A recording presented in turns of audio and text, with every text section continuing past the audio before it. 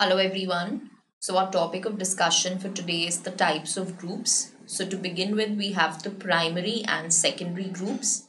So, the most important point here to understand is that primary groups, are already existing groups. They are the pre existing groups, actually, and they are actually given to the individuals.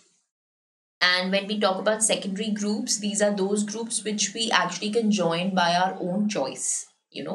And so basically, wherever we are born, like our families, that is actually a primary group. Our religion, our caste, all these are primary groups. Like, for example, if we want to take membership somewhere, we want to be a part of a political party, or we want to join some kind of a club, so all these are nothing but secondary groups. So, of course, when we talk about primary groups, there is going to be a face to face interaction.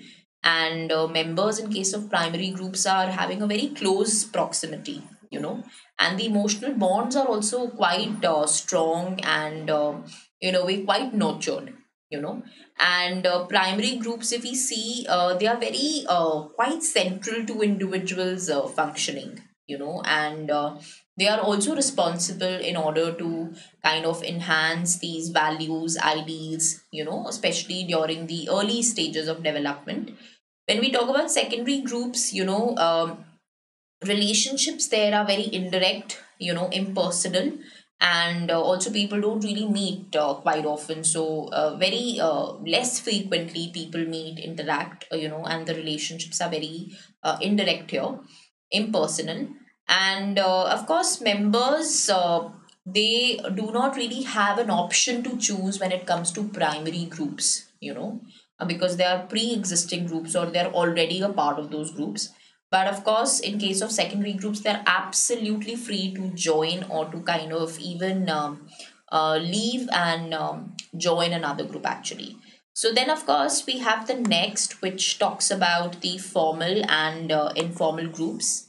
Very, very important to understand here that in case of formal groups, of course, there are specific rules, there are specific laws, and of course, in case of formal groups, there are already predefined roles that you have to play, and very, very definite roles to play, and they are governed by a set of rules, norms, laws. So, of course, these norms help to establish order. An example of a formal group can be a university, or any kind of an educational institute for that matter. But when we talk about informal, of course, there are no rules, there are no norms there. Also, there's a very close relationship amongst members. So, of course, we have, like, you have your own friend circles, and you are a part of those friend circles. And, there, of course, you are not bound by any kind of rules or norms.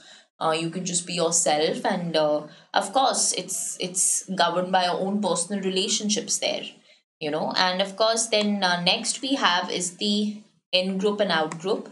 So, in case of in group and out group, very important to understand here is that we always tend to compare ourselves, in terms of similarities and differences with regard to others, and of course, even in terms of groups, there are certain groups we belong to and there are certain groups we don't belong to, and then we look at all the similarities and differences, the accomplishments and the potential. So what's important to understand is that the in group actually is all about that group which you are a part of, essentially. It actually refers to one's own group, right? An out group is basically another group. So the opponent group, and so if you probably could be a part of the in group, so you can say that this is my group, and that is their group. So that their group here is the out group or the another group actually. So, in group people, if we see, they actually use the word we. That's how they denote themselves. So, they have the sense of belongingness, they have, a lot of respect, love, affection. There are a lot of similarities in terms of their interests, likings, dislikings. In case of course, the in group, so there is a sense of belongingness. That is why the term, the we people, or the we word for the in group people, and of course. For the out group, the word is they, you know.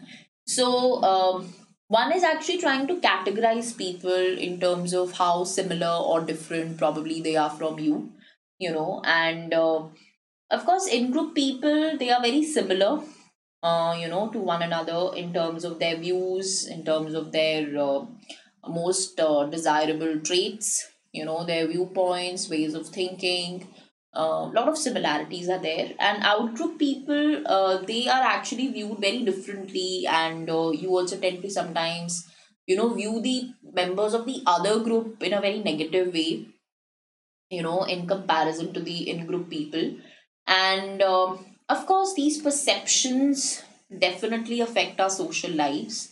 And so, also, a lot of people have kind of felt that how sometimes people of in group, for their own members can be very biased, and that's in a way actually provokes them to look at the members of the other group in a very negative way. So that's their own perception actually. So this was basically about the people belonging to this in group, where they have the we feeling, and over there for the members of the out group it's always the they feeling, theirs, and here it's the ours. So this was all about the type of groups, and with this we close this. Thank you.